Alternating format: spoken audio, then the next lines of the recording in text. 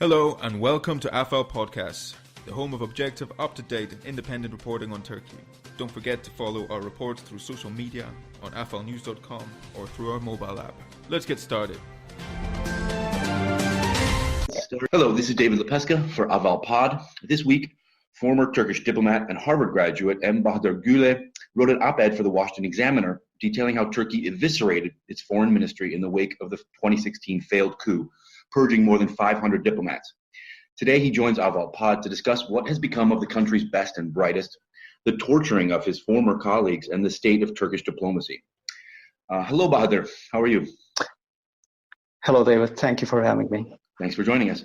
In your piece, you write that Turkey's foreign ministry was long known for its strict hierarchy and strong traditions. Tell me a bit about that, about your early days as a diplomat and learning the ropes. When were you hired and what was it like working in the Foreign Service? Before entering the Foreign Service, I worked 5 years in the Ministry of Economy. So I was an experienced bureaucrat before becoming a diplomat. I entered the Foreign Service in 2012, and after the coup attempt, I was expelled. Now, the Foreign Ministry was one of the most serious institutions in Turkey. It had a very strict hierarchy. I mean, every sentence addressing a superior must end with a sir. Every word that you write down was checked by a superior before written down. And some people would say it was worse than the military, but actually I like that, the discipline, the seriousness, the hierarchy.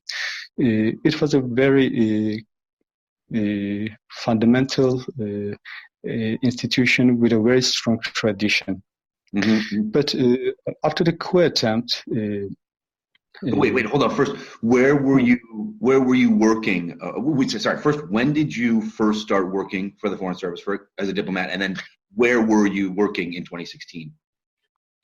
I started working at the policy planning department. Then I worked at the bilateral economic relations department. Oh, so you were in Ankara? Yeah, I was in Ankara. But not working abroad as a diplomat? No, I was not yet posted abroad. I see, okay. So then came the coup attempt in July 2016. What happened on the inside? What were the first signs of trouble for you and for Turkish diplomats? Nobody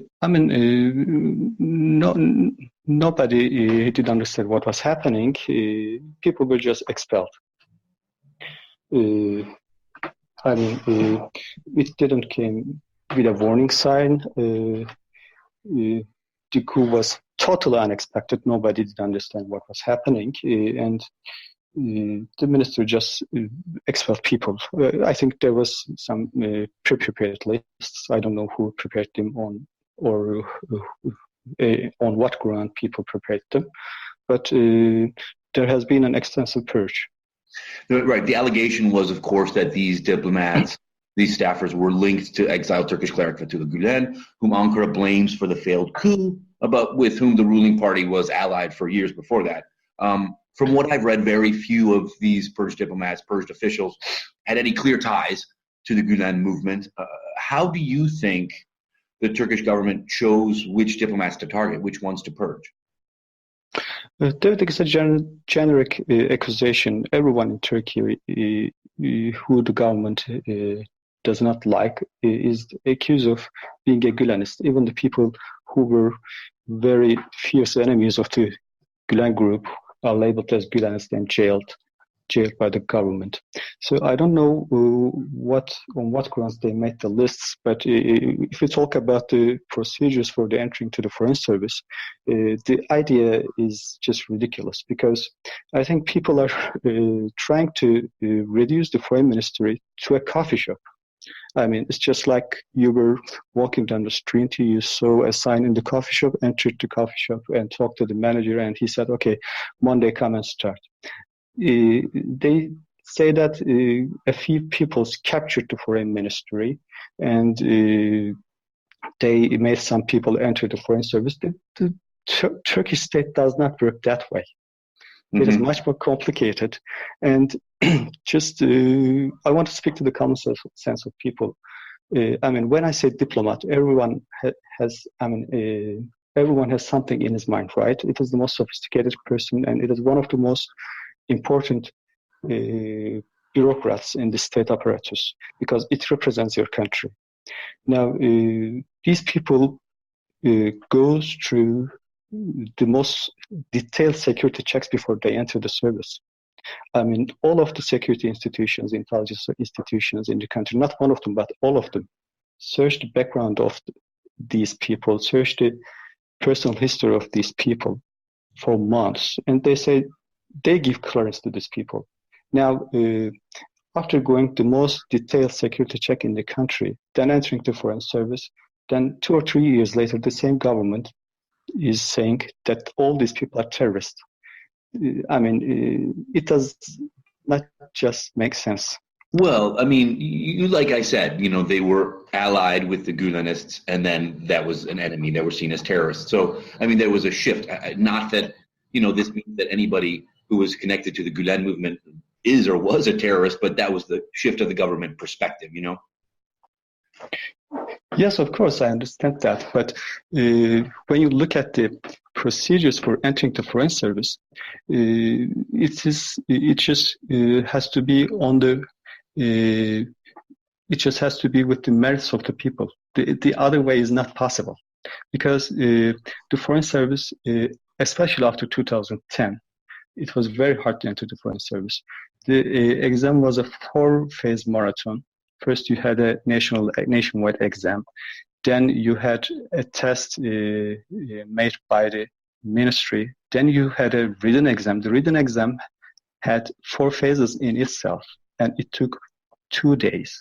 And after that, you were interviewed by the ambassadors. And the procedure itself included tens of ambassadors. For example, when you after the written exam, every paper you had written is evaluated and graded by 5 different ambassadors. And in the interview, you just sit down in front of a dozen of ambassadors, and they interviewed you an hour or more than an hour in English.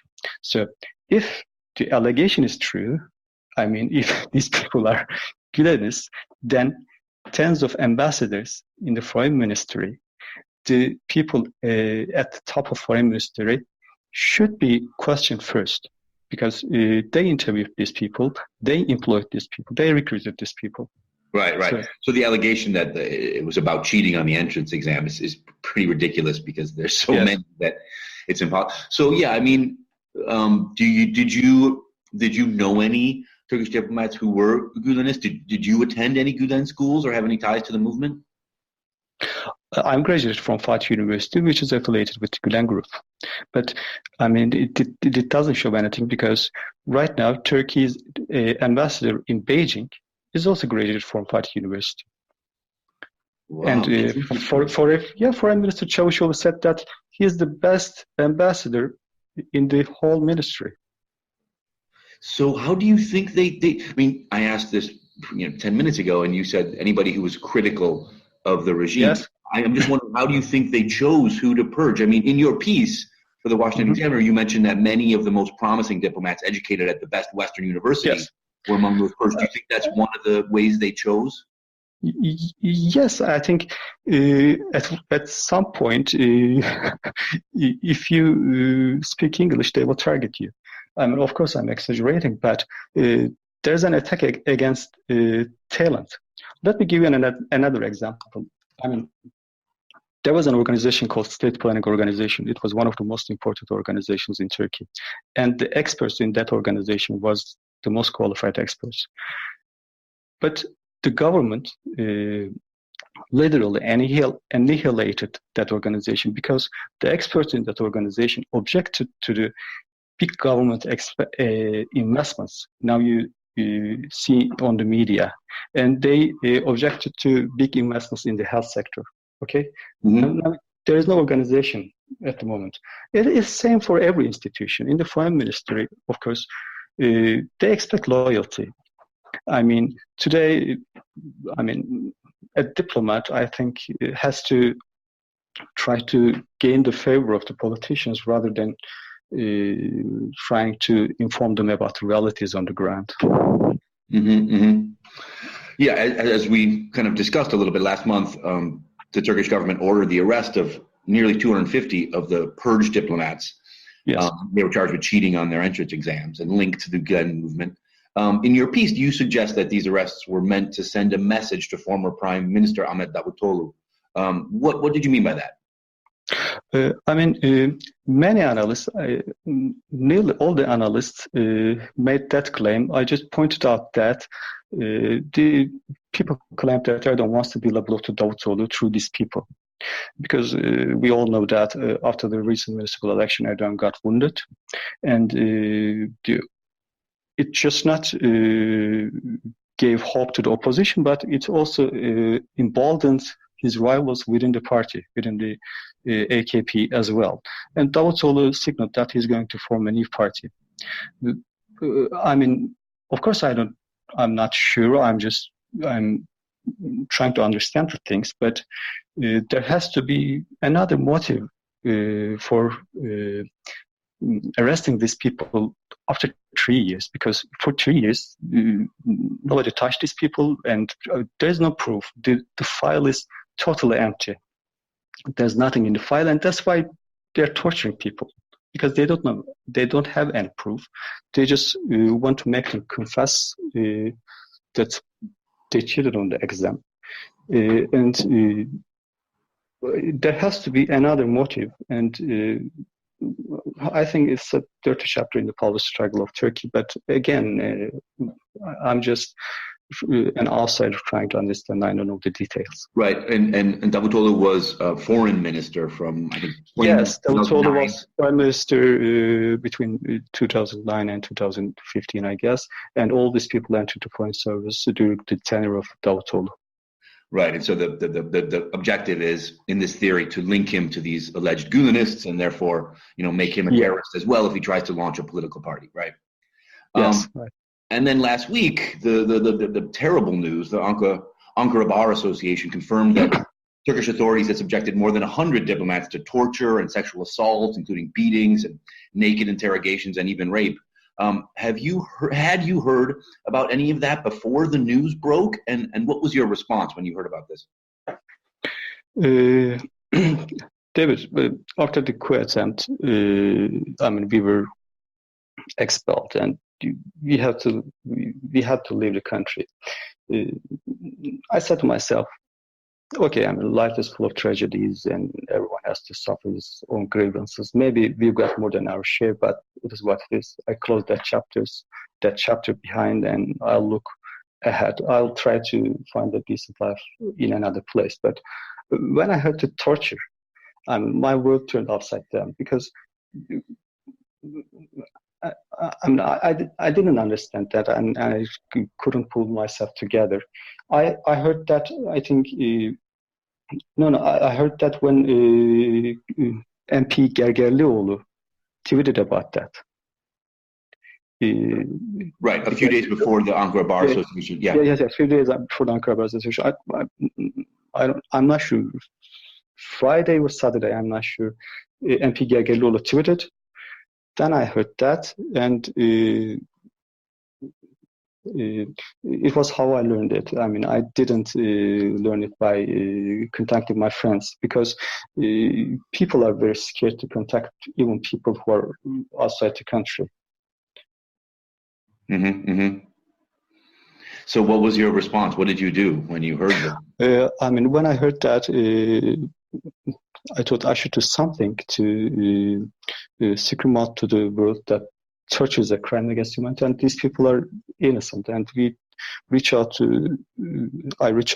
to reach out to my friends who I know are abroad, and we tried to, in social media, make ourselves heard by the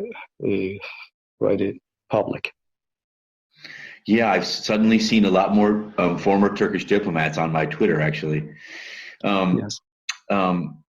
what do you hope to achieve by speaking out now in op-eds, in interviews like this? Yes. I mean, I ask that because some people have said that the recent arrests are meant to intimidate purged officials and former diplomats from doing anything.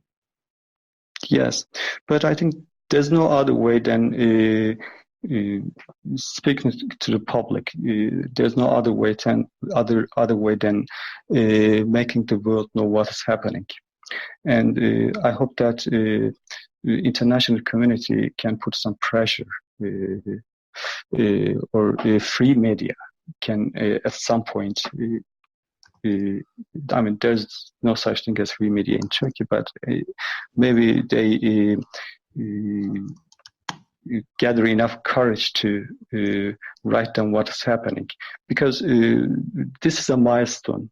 I mean, we all know that there's torture in Turkey, and especially after the coup attempt, it became widespread, unfortunately. But this is the first time it was recorded. The Ankara Bar Association officially documented it. So it's a milestone. When something is officially documented and when you don't stand up against that, then it's like you say it's okay. Mm-hmm. And after that, it will be very hard to prevent torture. Mm-hmm. Can you ever imagine working as a diplomat for Turkey again? I never thought that, but I hope and I believe one day rule of law will return to Turkey, and I will legally claim all my rights back. But working in the ministry, I don't know. I never thought that. Can I ask, how did you and perhaps others leave the country after you were expelled? I thought they took passports. Yes, the passports of all the public workers, I mean, all the people expelled by the decree law they took their passports and also the passports of their spouses as well. Right. So, in a sense, people are enslaved to famine because they don't want them to search a decent life abroad. And these people are diplomats. They can go to any part of the world they like, and they can find a job and start a new life, but they cannot leave the country. And I mean, you can leave the country because I think there's a very big market in Turkey right now for that. So you found a way to leave the country? Yeah, you find a way, and it's not that complicated. Okay. Anything I didn't ask? Anything else you would like to add? I mean, I want to say that torture is a crime against humanity, and you cannot torture a human being or an animal, or you cannot do whatever you like to a tree. And people should stand up against this. Some MPs, Gergerlioğlu, Sezgin Tanrıkulu, and also from other parties, from İYİ Party, reacted this. They said that they will follow up and they will do everything for the responsible people to brought into to face legal action against the responsible people. And I hope that everyone in Turkey stands up against torture. That's the last thing I want to say. Mm-hmm. That actually reminds me of a question. I mean, have you heard or are you in contact at all with current Turkish diplomats? And I mean, I must assume they are just afraid of saying anything, even though they must sympathize with their former colleagues who are going through. I mean, when they expelled these diplomats, some of their colleagues cried in the corridors of the ministry. I mean, of course, most of the people, I assume, have sympathies and they're very sad. But no, I didn't contact anyone because I think all of them would be afraid to talk. And they can't really say anything publicly because they would lose their job. Yes, of course they cannot say anything publicly. I mean, I wouldn't expect them to say anything publicly, but there are retired ambassadors. I mean, there are, I think, 5 or 6 opposition MPs, and there are 4 or 5 MPs who were former ambassadors in the parliament. Only one of them speak. Only one of them broke his silence and condemned the torture. And even at the Foreign Relations Committee, one of the former ambassadors tried to cover that up. When Mr. Ünal Çeviköz, who was a former ambassador, said that torture is a crime against humanity, he said that, these are just allegations, and Mr. Çeviköz insisted that, no, these are not allegations, these are documented.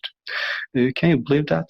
I mean, I don't expect the diplomats who are working in the ministry to speak up. I don't expect them to do, but ambassadors who are retired and ambassadors who are MPs now, even they didn't speak up. Okay. Thank you. Well, thanks so much for your time and talking to us. Thank you for the opportunity.